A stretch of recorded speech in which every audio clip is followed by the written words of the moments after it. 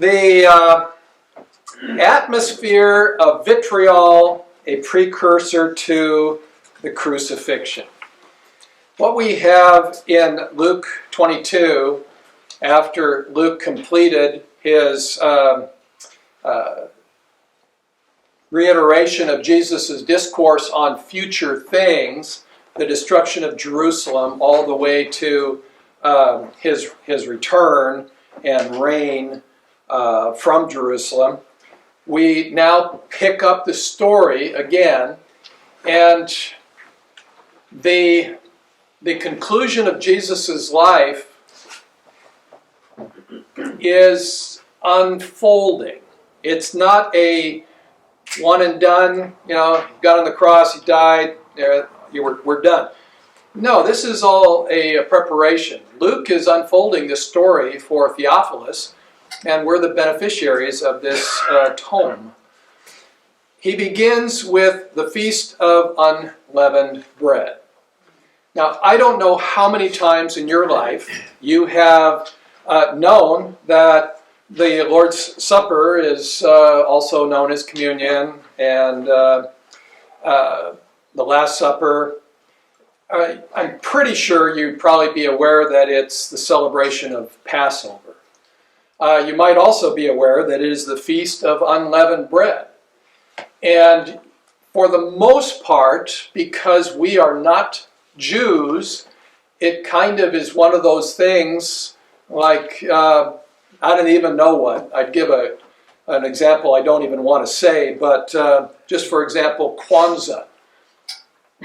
I still can't explain what Kwanzaa is, because it's a hybrid between a Yugo and an Edsel, but it's something that somebody invented, 20 years ago, and now it's a big deal. We've even got postage stamps, yes, on behalf of Kwanzaa, and you go, whatever.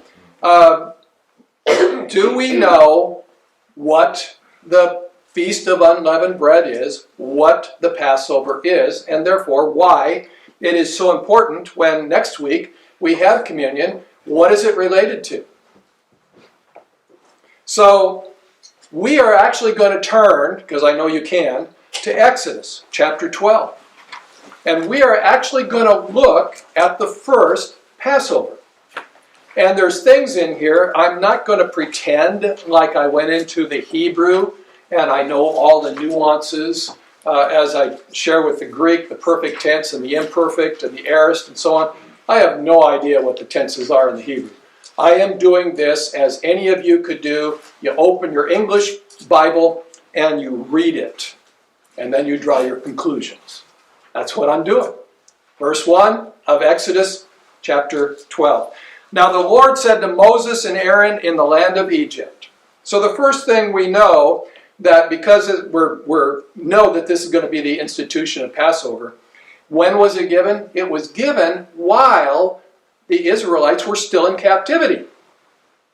So they were not a free people. They were slaves. And since this whole thing, I'm just going to tell you, I know you can find it in your notes, but I'm going to tell you in advance. In 1 Corinthians chapter 5, verse 7, don't turn there, Paul says that Christ is our Passover lamb. So we know that there is a connection in the New Testament with things that were instituted in the Old Testament. So the first thing we see is that Israel were still captives. Verse 2, this month shall be the beginning of months for you.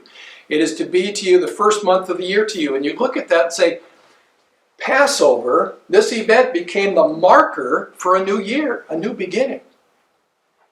So as we consider Passover, we consider that something is changed. A whole year system. It's not January 1st, it's right here, the 14th of Nisan.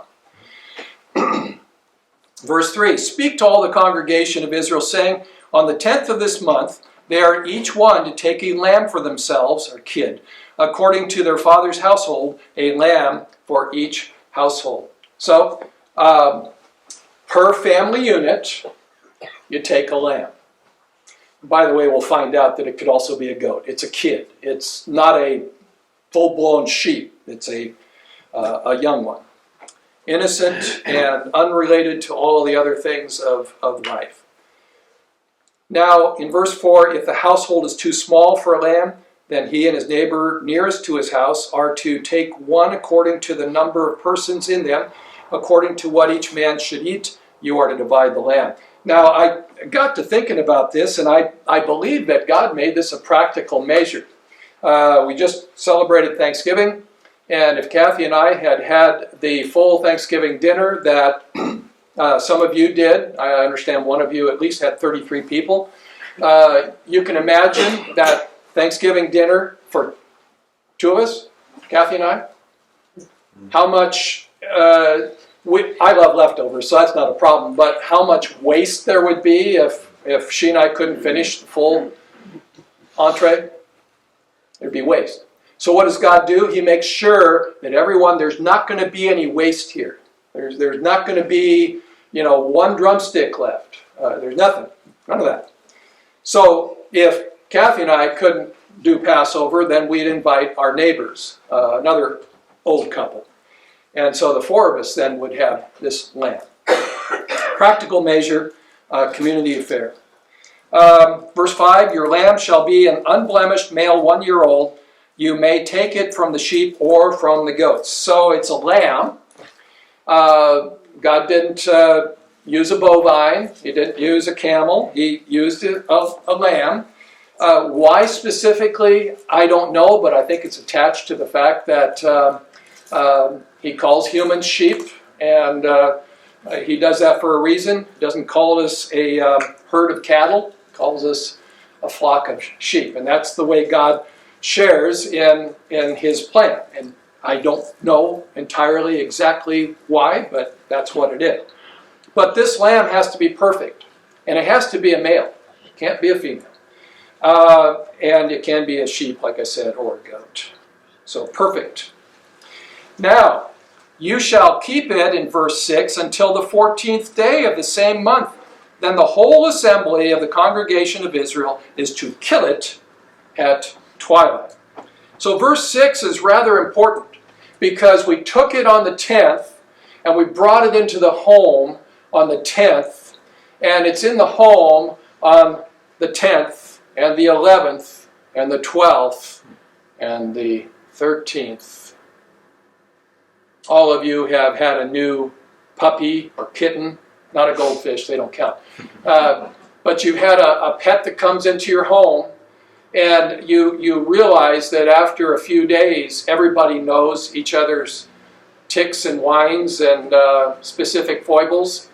And the animal knows which one of you is the most generous.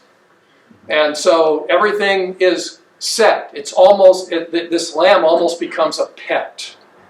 So it's not just some stranger, tied up in a corner, nobody looks at it or feeds it or does anything. No. There has to be a relationship for these 5 days, 10th, 11th, 12th, 13th, and on the 14th at twilight. Twilight's important because for the Jews, when the first star appears, twilight, that's the beginning of the new day. Did you know that the Last Supper, the Lord's Supper, took place on the same day that Jesus died? Wow, that's amazing. By the way, some of these things I knew, and some of them it's like, I didn't know that. So 4 days of relationship. Verse 7, moreover, they shall take some of the blood and put it on the 2 doorposts and on the lintel of the houses in which they eat it. Now, you stop and think about why blood, or why the blood on the doorposts and the lintel. Because there's an entry and exit there in which there's an entering into. There's an entering into something. And what will cover that, or rather what will make sure that this entry exit, and we're going to just say it's the only entry exit, is covered with blood? Well, we'll find out the importance of that real soon. Verse 8, and they shall eat the flesh that same night, roasted with fire. They shall eat it with unleavened bread and bitter herbs. So it's going to be killed. It's going to be roasted with fire. it's going to be eaten with bread that has no yeast in it. Now, typically, yeast represents sin. So, what you're taking is this lamb, what we'll just call a sacrificial lamb, because that's what it ends up being. It's not alive when it's done. This sacrificial lamb, eating it with unleavened bread and the herbs, which are bitter herbs. And the bitter herbs are always related to the misery attached with the slavery in Egypt. Bitter herbs. So there's herbs we have at home that I really like, and there's some when we go to a restaurant, somebody snuck it in, it's like, tooey, hate that herb. And it's not even bitter, it's just I don't like it. It's cilantro. So if you have something with cilantro, let me know. I won't eat it, I just won't eat it. I hate cilantro. But anyway, so a bitter herb. And so you have the people eating the pet lamb, and it's after, you can't do it before twilight, before the first star, and they eat this roasted lamb with unleavened bread and bitter herbs. So it's a whole picture of their existence, which is going to be changing. Verse 9, do not eat any of it raw or boiled at all with water, but rather roasted with fire, both its head and its legs along with its entrails. So you stop and ask yourself why. It's not raw, because this thing has to be roasted with fire. That is to say, there are no impurities. Fire does what? It either destroys or it cleanses. So it either is something really bad or it cleanses. And in this case, it roasts. We're going to just say roast the sin out of it. Don't write that in any theology course, okay? Not raw, not choice pieces, but the whole thing. Head and all. The whole thing. The sacrifice bumper to bumper. Top to bottom. End to end. Not, you don't get to pick and choose. So it's a complete sacrifice. It's a complete picture. Verse 10, and you shall not leave any of it over until morning, but whatever is left of it until morning you shall burn with fire. In other words, this isn't an ongoing thing. When it's done, it's done. When the sacrifice is done, when it's accomplished what it's supposed to do, and you've eaten literally all you can eat, and you still look and there's one chop left, you say, no one can eat it. Well, we can't. It's not a matter of no refrigeration. It's a matter we cannot leave it. The sacrifice is complete. We will burn it, and the sacrifice will be done. Verse 11, now you shall eat it in this manner, with your loins girded, your sandals on your feet, your staff in your hand. You shall eat it in haste. It is the Lord's Passover. I want to add the word after all, just to make sure it's that important to you. So you, in verse 11, you eat it as if you're leaving. You're eating as if you're journeying away from what? Away from Egypt, away from the world. And you don't dilly-dally. This isn't the time for, hey, tell me the story about that high school football game you were in. I love that story. And no. This is, you're standing there, you got your staff in your hand, your feet are shod, you got your robe on, you're all cinched up and ready to go on this hike. So you're eating until it's all done. Verse 13, and the blood shall be a sign for you on the houses where you live. And when I see, God speaking, of course, from verse 1, when I see the blood, I will pass over you, and no plague will befall you to destroy you when I strike the land of Egypt. So verse 13, we see why they took the blood of this lamb and they put it on the doorposts and the lintel. The house was covered. They didn't need to pour it on the roof. God didn't function that way. There'd be an awful lot of blood. But they would take hyssop, we'll find later in the chapter, we're not going to finish the whole thing, and sprinkle it so that whoever came by could see blood. And of course, whoever, doesn't matter. It's only the Lord. So this house is covered with blood. What blood? My blood? No. The blood of the Lamb. The Lamb that was chosen, the perfect male, 1-year-old kid that was brought into the home, became a pet, was killed, and eaten. That blood is there. What is God going to do? He's going to pass over that house. That's literally, and I don't know how to picture God going through the streets of Goshen and all of Egypt to judge, but he does. And what he does when he comes to your house and he looks, covered, passes by, passes over to the next house and the next house. Everyone here would have heard the voice of Moses and Aaron, would have obeyed, and each of your houses, you'd be fine. And then he gets to the land of Egypt, that is where the Egyptians live. And of course, they don't have any blood on their posts, so every firstborn in the homes of Egypt, and actually any Jew that basically said, yeah, nah, whoever the firstborn was would be dead as well. So there's judgment here. That's God's judgment. And it's against the gods of Egypt. Who's more powerful, Pharaoh or Yahweh? Let's find out. Verse 14. Now this day will be a memorial to you, and you shall celebrate it as a feast to the Lord. Throughout your generations, you are to celebrate it as a permanent ordinance. A permanent ordinance. So, along the way, and if you have read the Old Testament this year, you'll find that there are certain portions of time when eventually somebody goes, some good king goes, brr, brr, brr, we haven't done Passover. We need to do Passover. That was instituted as a permanent thing. And I'm now, 40 years old.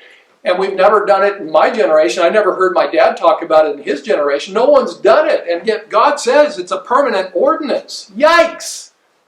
And so they do it. A couple other things, and then we'll move back to Luke.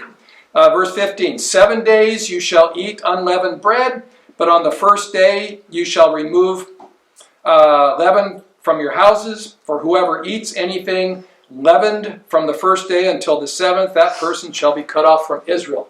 Is God serious about this or what? You think a little leaven in the house, who's going to know? So unleavened bread. Your bread is just the dough. This is all going to be done in a hurry. We don't want anything that is in the process of continuation from before. So when this thing starts, it starts unleavened and it goes on from the 14th through the 21st. Unleavened, unleavened, unleavened, unleavened. And you know what? You don't take me seriously, you're out. Just move into Egypt. Just tell them that we kicked you out, and they'll kick you out, and you'll be a nothing. Okay, two more things. Verse 16, on the first day you shall have a holy assembly, and another holy assembly on the seventh day. No work at all shall be done on them, except what must be eaten by every person. That alone may be prepared by you. In other words, the only work you do on the 14th, the only work you do on the 21st is just prepare the food. That's it. Nothing else. No phone calls. Finally, in verse 22, and you shall take a bunch of hyssop and dip it in the blood which is in the basin, and apply some of the blood that is in the basin to the lintel, the two doorposts, and none of you shall go outside the door of this house until morning. So you are supposed to stay inside all night. Is this a game? Hokey pokey, I'm going to be outside, I'm inside, I'm outside, I'm inside. No, it's not a hokey pokey at all. You're inside. Any questions? Can we go outside? No. Do we stay in? Yes. No. Okay. You stay inside. You're either covered by the blood or you're not. This isn't the game. So we have, you good on this? I'm going to turn back to Luke. Any questions on the Passover? You know everything now? Yes, Bob. Verse 1 of Luke 22. Now there was drawing near the feast of unleavened bread. What was that? That was the 14th. That was the 14th. That's when the feast begins. In this case, on Jesus' date, this is Thursday. Thursday. Of course, like Easter, it moves back and forth. But on Jesus's, it was Easter. It was Thursday. And so it was approaching. And by the way, the Feast of Unleavened Bread is also called Passover. Huh. Bet you didn't know that, did you? Well, now you know it better. Verse 2. And this is from the title, The Atmosphere of Vitriol, a precursor to the crucifixion. The high priests and the scribes, that's the Sanhedrin. That's the Sanhedrin. Were seeking, see that's imperfect, which means the general concept. It wasn't like at 3 o'clock on Tuesday afternoon they started thinking about it. No, the whole point of their existence at this time was they were seeking how to make away with him. How they might take him away to kill him. The whole matter of how they might kill him, the concept here, the whole word, bumper to bumper, is to take him to death. That's the concept. So simply to kill him, no. And simply to take him, no. The concept is they take him so that they can take him to kill him. So that's what they were thinking about. Why didn't they do it? They were fearing the people. You think? In fact, in Matthew, I can't remember, it's Matthew 29 or 26. Matthew 26. It tells us that they decide, not during the festival, not during this event, lest the people riot. So they knew that if they took Jesus during the Feast of Unleavened Bread, the people were so in tune with Jesus. Remember the last thing we saw in verse 38 of chapter 21 was all the people would go early in the morning to come and listen to Jesus in the temple.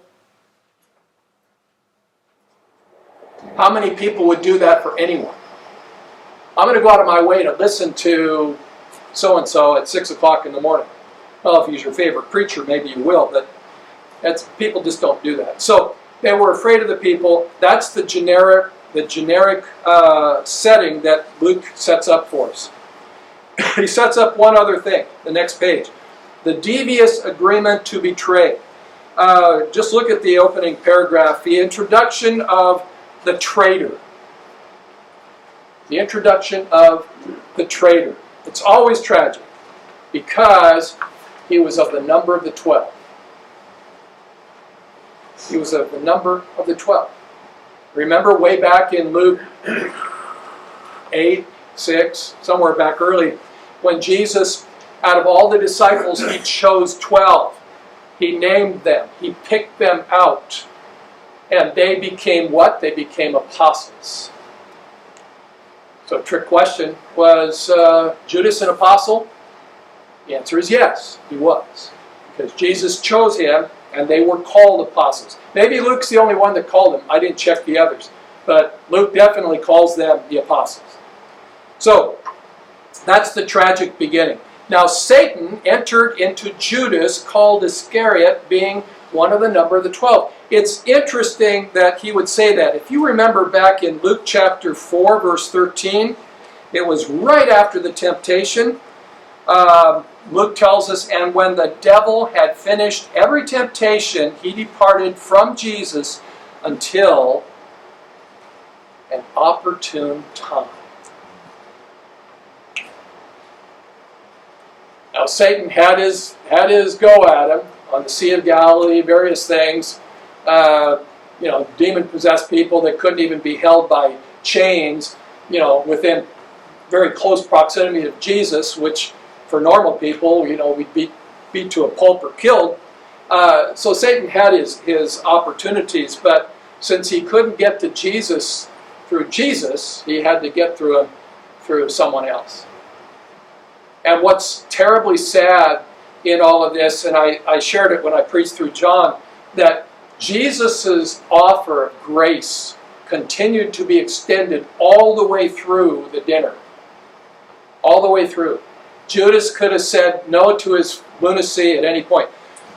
Verse 4, and having gone, he spoke with the high priests and commanders how to betray him to them.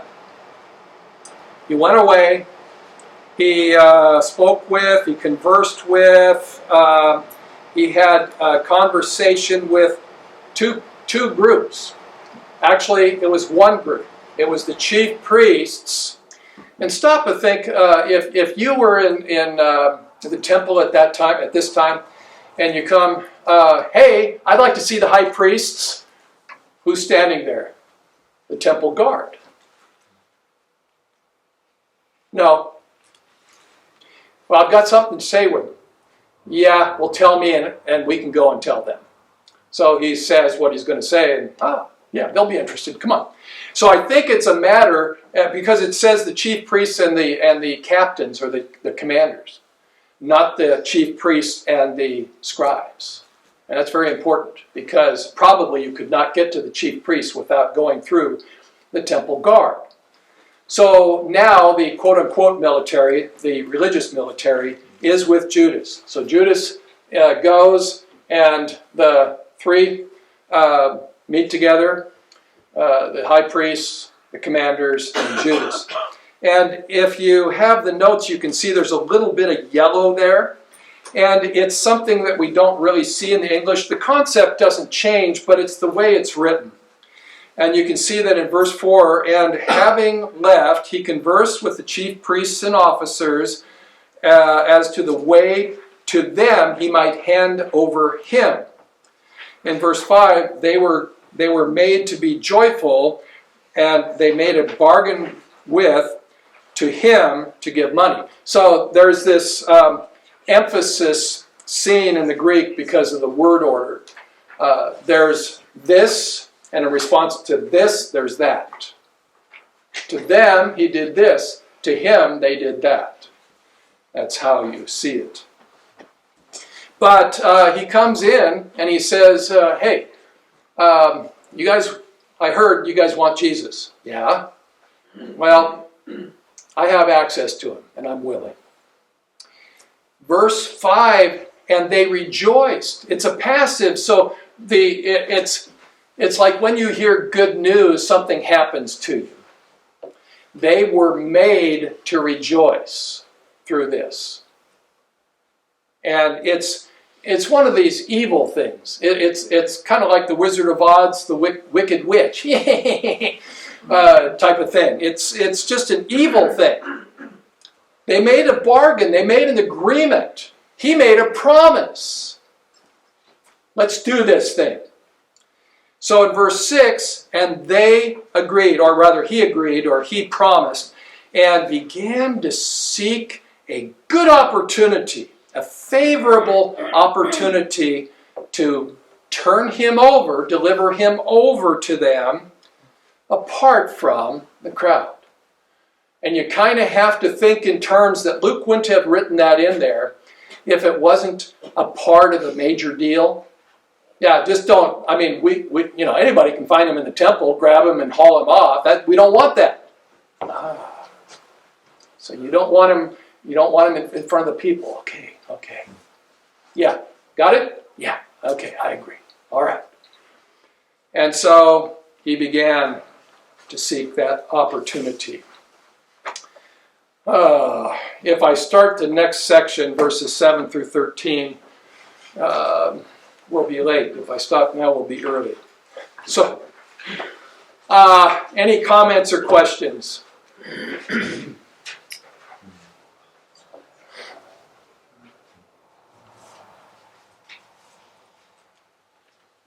See, this is a continuous flow. We do not want to think in terms that this is all of a sudden this happened. Kind of like Noah's flood. 120 years after God said, hey, I'm going to send a flood. He sends a flood. All of a sudden, in the middle of Thursday night, Friday morning, early, he's taken. It's like, that was a sudden thing? No, there's lines back. What was happening in Judas's heart? What did Satan tell him that made him think that betrayal was a good thing? Jesus. I mean, betraying me, that's one thing. I'm just a guy. But betraying Jesus, it remains mind-boggling. What did I say on that? I'm going to go back to 3 through 6, the opening. Being of the number of the 12, one of the sacred number, one who was raised so high by Christ, one who was destined for one of the apostolic thrones in heaven. You can read that in Revelation. And now one who not only lost all this grace and glory, but reversed it to the absolute opposite. A tool of Satan, sold for 30 pieces of silver to the whole world's execration, as one traitor beyond whom none in the whole world can go. And we can talk about Benedict Arnold. I think Holland can talk about Quisling. They still put them together, and you still don't have Judas. So this is all preparatory. Next week we're going to have communion. If you still have questions, go back and reread Exodus chapter 12. The whole chapter covers the whole thing. The introduction here is just the introduction. But this is what we're going to get to next in verses 7 through 13 is my original title was The Preparation for the Passover. That was my original title. I changed it to The Preparation for the Passover. Because there has to be preparation made, and so Jesus is helping. He's preparing the boys to prepare the meal. And it's a great story. Well, let's give glory to God as we consider. We're not going to be, of course, doing Easter at this time, but we will be next week doing communion. And I hope that as we do communion and we go through the passage next week, there will be a bit of expansion on what you're looking at here. So as time goes on, that gets broader and deeper, I hope. Well, Father, you've accomplished much through the centuries to point to the coming one, the Messiah, God with us. And then it was fulfilled and done. And as we stand here today, we look back. Next week we will celebrate the Lord's Supper, which was the beginning of Passover.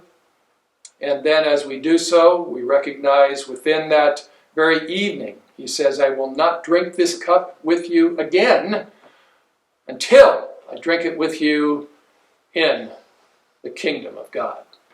So we stand here pivotally, looking left and right, and the left is what's behind us, and the right is what's ahead of us.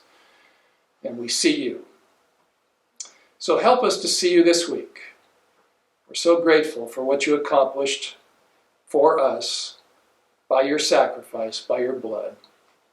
So we commit our way to you. Guide and direct us for Christ's sake.